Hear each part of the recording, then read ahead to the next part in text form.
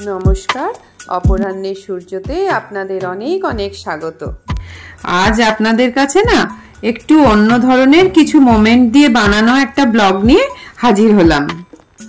আমার তো এই চ্যানেলটার উদ্দেশ্যই হলো আমার 50 জীবনের স্পেশাল মোমেন্টগুলো ক্যাপচার করা আর ব্লগের আকারে আপনাদের কাছে শেয়ার করা।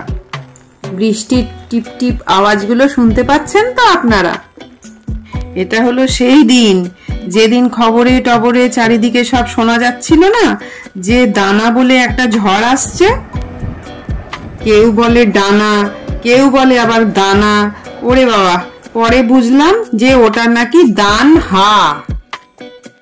বাপরে, আমফানের পর না সত্যিকারই কোনো ঝড়ের নাম শুনলে কিন্তু ভীষণ সবারই ভয় করে।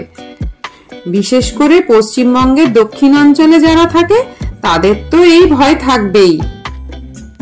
আমফান, আয়লা এইসব ঝড় হওয়াতে কম তো ক্ষতি হয়নি বলুন? ধুর, আমার আবার এত ভয় টয় নিয়ে না বেশিক্ষণ পড়ে থাকতে ইচ্ছা করে না। ঝড়ের কথা শুনলেই তো জানি কারেন্ট চলে যাবে, আর কারেন্ট না থাকলে জলের টান পড়বে, কারণ পাম্প চালানো যাবে না যে। তাই খবরে বা নিউজ পেপারে যেই আমি ঝড়ের কথা শুনি না, সাথে সাথে আমি ট্যাঙ্কগুলোকে একদম ভর্তি করে নিই। ব্যাস, তারপর ঠাকুরের ওপর ছেড়ে দিই, উনি যা করার তাই করবেন। অনেকদিন চাপা গরমের পর না বৃষ্টির ওয়েদারটা বেশ ঠান্ডা ঠান্ডা হয়েছিল। দেখুন, আমি ছাদে চলে এসেছি। আমাদের বাড়ির 4 তলার ছাদ থেকে না ভিউটা খুব সুন্দর। পেছনে এই বিল্ডিংটা দেখছেন না, এই বিল্ডিংটা যতক্ষণ হয়নি তখন পুরো এয়ারপোর্টের খোলা বিস্তীর্ণ এলাকাটা দেখা যেত। প্লেন ল্যান্ড করছে, প্লেন টেক অফ করছে, সব দেখা যেত।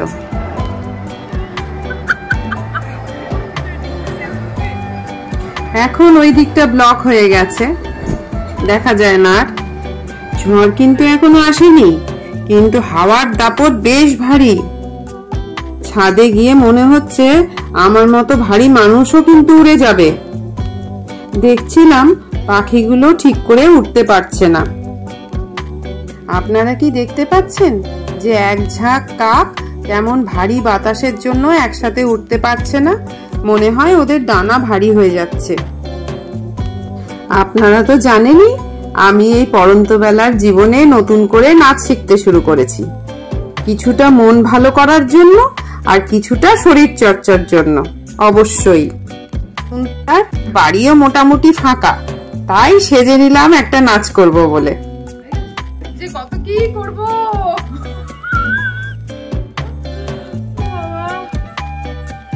টাটা। জবাগুলো দেখো, কি ভালো জবাগুলো হয়েছে। এই জবাগুলো দেখাও, দেখাও মধু, এদিকে এসো, দেখাও। দেখো কি সুন্দর লাল টুস টুস টুস টুস জবা। হয়েছে জবা, বাবারে, দেখেছেন কি সুন্দর জবা হয়েছে, আর কি সুন্দর সাইজ। আসলে বৃষ্টির জল পাচ্ছে না, ওই জন্য সুন্দর জবাগুলো। এই দেখেছো গাছটা কি সুন্দর? হ্যাঁ দিবা, আমার বাড়ি যাওয়ার সময় দিয়ে দেবে। হ্যাঁ সুন্দর, এই যে এটা আরো সুন্দর কালারটা, সাদা রক্তে। ফুলের গাছ তো আমার খুব প্রিয়। বৃষ্টির জলে জবাগুলো যেমন দেখছেন খুব সুন্দর হয়, এই নয়নতারাগুলো কিন্তু তার ঠিক উল্টো। তাই এদেরকে শেডের তলায় রেখে দিয়েছি। চলুন এবার নাচ শুরু করি। আমার খুব প্রিয় গান।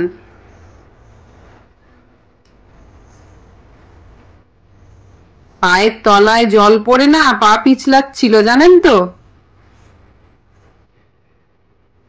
এই নাচটা কদিন আগে তুলেছিলাম।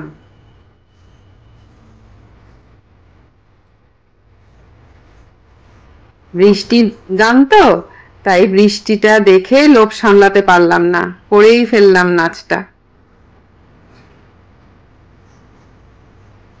এই গানটা রসগোল্লা সিনেমার গান। কি দারুণ গেয়েছে না গানটা, খুব ভালো লাগে গানটা আমার শুনতে। আর এই নাচটা তোলার পর তো আরো ভালো লাগে। শিবপ্রসাদ নন্দিতার ডিরেকশনে আর অর্ণব দত্ত গানটা গেয়েছে, খুব মিষ্টি করে গানটা গেয়েছে, শান্তভাবে। দেখেছেন গ্রামের মেয়েদের মতো কেমন ছাপা শাড়ি পরে মাথায় লাল ফিতে বেঁধে কিরকম সেজেছি। আসলে না আমি সাজতে খুব ভালোবাসি।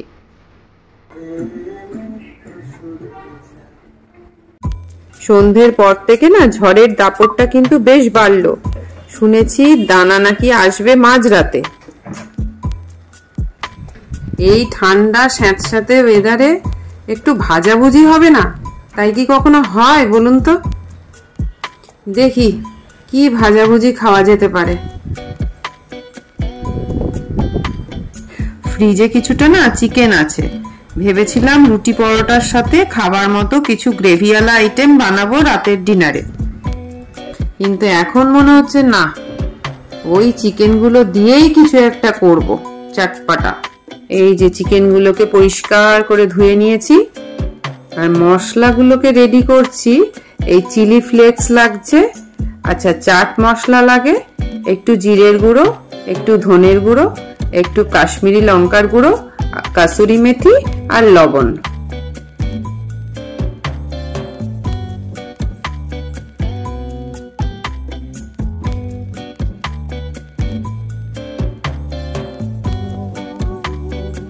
চেরা কাঁচা লঙ্কা লাগে কিছুটা, আর কিছুটা খুব মিহি করে রসুন কুচি। ব্যাস এইগুলো দিয়েই না এত সুন্দর একটা চটপটা চিকেন রান্না হবে। তেল গরম বসিয়ে দিয়েছি, তেলের মধ্যে আবার জল দিলাম। এখানেই না রেসিপির মেন টুইস্ট। তেলের মধ্যে জল দিলাম, তার মধ্যে আবার 2 চামচ লবণও দিয়ে দিলাম। এবার ভালো করে ওটাকে মিশিয়ে নিচ্ছি, নিয়ে এবার চিকেনগুলো পরপর পরপর করে সব দিয়ে দেব। এই চিকেনের রেসিপিটা কিন্তু শুধু আজকে বৃষ্টির ওয়েদারে না, কদিন আগে আমার বড় ছেলের জন্মদিনের ব্লগটায় আমি বললাম না একটা চিকেনের রেসিপি আমি বানিয়ে ওকে খাইয়েছি, সেটা আপনাদের সাথে পরে শেয়ার করব। এই কিন্তু সেই রেসিপি। এই রেসিপিটা না এত হিট আমার বাড়িতে, যখনই চিকেন খাওয়ার ইচ্ছে হবে ওরা বলবে আমরা সবাই এটাই। যে চিকেনগুলোকে ওলট পালট করে একটু ভেজে ভেজে নিলাম, এরপর এর মধ্যে রসুন কুচি আর কাঁচা লঙ্কা চেরাগুলোও দিয়ে দেবো।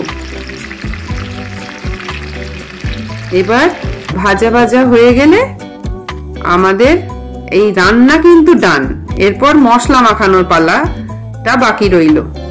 এই যে জল তেল নুনের মধ্যে চিকেনটা ভাজা হয় না, ওতেই চিকেনটা খুব জুসি হয়। এইবার মশলাগুলো মাখিয়ে দিচ্ছি, আর ওপর থেকে একটু লেবুর রস দিয়ে দেব। মশলাগুলো যখন মাখাবো না তখন খুব সুন্দর করে মেখে মেখে মানে ভেতর অবধি যাতে মানে মশলাটা যায় সেইভাবে মাখাবো, মশলাগুলো যেন ওপরে ওপরে থেকে না যায়। আপনারাও ট্রাই করে দেখতে পারেন। বর্ষার বা ঠান্ডার ওয়েদারে, এখন তো সামনে শীতকাল, এরকম একটা রেসিপি ট্রাই করে দেখুন, খুব ভালো লাগবে। আজকের মতো ব্লগটা তাহলে এখানেই শেষ করে ফেলি। দেখা হচ্ছে পরের ব্লগে। আপনারা সবাই ভালো থাকবেন আর সকলকে ভালো রাখবেন।